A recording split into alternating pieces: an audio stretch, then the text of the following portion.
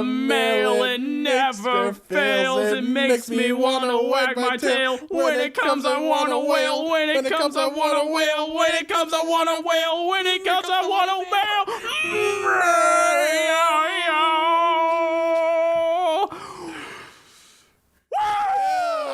Okay. Yeah, that was good. Okay. Welcome, everybody, to JDS. Welcome Jump, back. Dodge, Shoot. Welcome back. This is Dodge. This is Jump. And Andrew's Jump. dying. Or trying not to die. Yeah. Oh my gosh. I don't even care what happens the rest of this episode. I don't care. We got it down. We found the lyrics. The very well written lyrics to the male song from Blue's Clues. And it just filled me with just so many childhood memories back. Just filled me with a rush of euphoria. It was something else. I binge watched that show so hard before binge watching was even a thing. You remember like just staying home from school as sick as a dog and then you watch Blue's Clues all day. Yeah, I mean, never mind that was last week. College has been very stressful, and I like to relax with some Blue's Clues. You know that actually sounds kind of nice. Excuse me. Whoa, I didn't know I could climb on his shoulders. Yes, you can. Everybody sees you. You just stepped out into Meryl. Here's some Meryl. Watch out. Someone has a shotgun. Boom, Ow. bitch. Whatever, I took some of them out, and they're gone now, and I'll never see them again because they're dead. They're dead. They're dead, Master Bruce. All of them, they're dead. Dead. I think that was my favorite. They're not dead. They're actually asleep. Oh my god. Do you not know what death is? Because I know what death is. Stupid. Oh my gosh. Pete Holmes, please. Pete Holmes, please be listening. Let me ask you this, Master Bruce. Are your parents dead? No, they're just asleep. Master Bruce. Oh yeah, I gotta show you that. I have no clue what you're talking about. It was so freaking funny. Pete Holmes, easily my favorite comedians. I religiously watch. Yeah. No, I don't watch. I listen to his podcast. You Made It Weird. You made it weird. You made it weird. You made it weird. Yeah. Please don't sue us. You made it weird. Isn't that the lyric? Yeah. It was. Yeah, it is. I love that you can jump on people and knock them out. Like that makes this game way more enjoyable for me. Yeah, definitely give You Made It Weird a listen to. It's the best driving podcast, like something that you can listen to while you're driving. It's not you don't like even need to pay attention to it that much. You can just basically what they do is kind of a similar thing to what we're doing. Is it's just except two guys they're having famous guys. Yeah, it's just two friends having conversation, very in-depth conversation. They talk about religion, spirituality, their diets, their depression, just everything.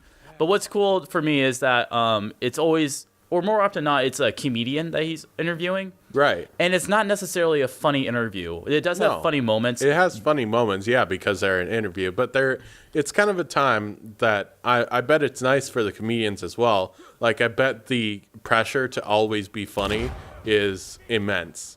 Like, I bet that when they run into people, they ask him, oh, tell me a joke, because you're that one famous comedian. Yeah, the stress is behind being a comedian. I admire comedians. I would love to be a comedian someday. I've done a couple of open mics before, and they went fairly well, I guess. Yeah.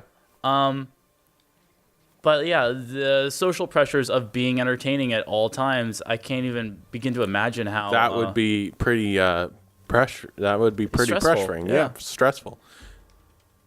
Yeah. But again, I definitely want to give it a shot someday. Yeah, so you're a really funny guy, in my opinion. You make me laugh all the time. So it's exactly what I want to do. Yeah. You enjoy do you get happiness from making other people happy? Oh, or without just a doubt. Making people smile? Because that's something that I enjoy doing. I enjoy making people smile. I get a little bit of a rush from it. Like if I tell a joke and people get the joke, I don't know. It's an entirely different experience. Oddly satisfying. Yeah. Yeah. Simply put, it's just oddly satisfying, and I want more. And it's like trying to get another fix. trying to find that next joke that you're gonna tell, or find that next person. Trying to find the next frying pan in the bushes. We're all striving for the next frying pan in the bushes. That's the third episode in a row that we've mentioned the frying pan in the bushes. Well, it's still fresh in my mind, and I can't get over it. There's gonna be like some guy in the Vancouver area who's like, those fucking guys. They took. Can't believe they took my frying pan. Hey, we gave you ample enough time to come and retrieve it. If ask anybody, what are the rules when you find a frying pan in the bushes? Was the appropriate amount of time to wait before that frying pan is yours? Here's the answer. There are no rules, or at least I don't know. I never took that class. Yeah. Oh yeah.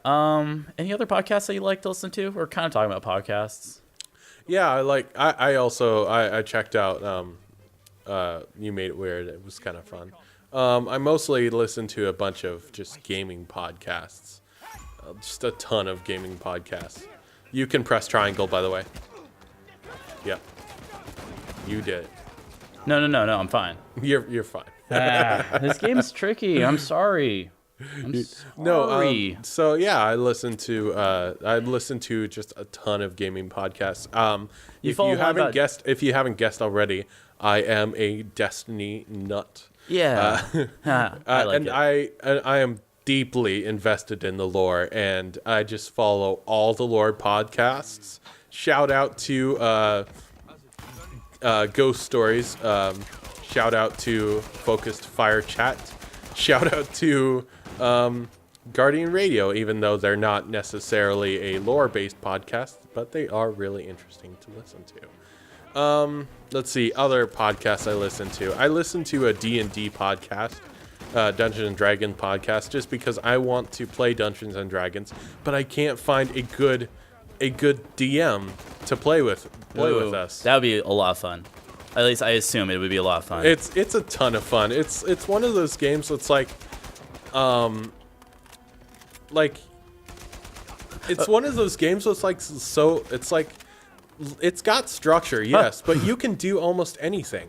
Like, you are that character, and you're like, can I make some rustling in the bushes to try to distract them? Yes, absolutely you can. Can I try to throw a rock across this chasm at my enemy? You absolutely can. The chances of you doing it is kind of low. And that's where it comes from. It's kind of got that gambling aspect in a way, just because it's by the roll of the dice that determines whether or not you can complete the action. Right. But I really enjoy it. I've played Dungeons & Dragons a total of twice. Dude. Freaking sweet. I don't care how dorky that might sound to some people. That's freaking awesome. I want to. Watch out. That's your Sorry, bro. You just blew up your brother. I said watch out. Pope right I there. said watch out. I'm pretty sure that was a past sorry. Heads up. Heads up, dork. You play Dungeons and Dragons, you freaking loser. Hey, watch out. Boom. The Dungeons and Dragons podcast is just these guys who just play Dungeons and Dragons on the podcast, and they do it, yeah, and it's kind of fun listening to that and all their crazy adventures. The DM who does that podcast, he's also, he publishes all his adventures. That's the cool thing, too, that's really about cool. DMs, is that DMs, a lot of DMs, they take their adventures and they write it down, and it makes, legitimate books. You gotta send me a link. Legitimate novels. You gotta send me a link to that podcast, because I would actually like to listen to that. How long are they on average? On average, they try to keep it tidy, I believe it's been a while actually since I've listened to it, but it's like an hour or two. I think. That's what You Made It Weird with Pete Holmes is, and that's why it's a good driving podcast. In that, if you're going for a long car drive, it's like you don't want to listen to music the entire time necessarily. At least I don't like to listen to music for 2 hours on end. I like to, yeah. I mean, you can only listen to so much of your music library like it's fun. I like listening to music, but podcasts, it's like strangely like I'm glad I got introduced to podcasts because it's strangely like calming. Yeah. And it's like you don't necessarily like need to pay attention to all the stuff that they say, but just hearing like that conversational kind of talk. It's almost like It's what we're doing right now. Yeah, it's what we're doing right now. I love to have conversations while driving.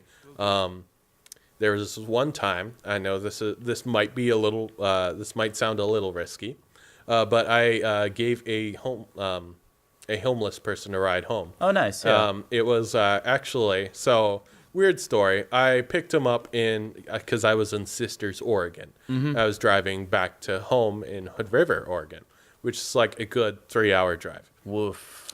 And That's a long time. I picked up this guy. He looked like a good guy, somebody who wouldn't, rape me. He had a dog. That's kind of how I rate them, is that if they have dogs, like, yeah, they're probably pretty good people. I think I would agree with that. So yeah, I picked up this guy and turns out he was also heading in that direction. And I was like, he's like, so where are you heading? I'm like, to Hood River. He originally wanted to be dropped off in Bend, and and then I said, oh, I'm going to Hood River. And he's like, oh, that would be perfect, actually. I'm like, oh, that's kind of cool.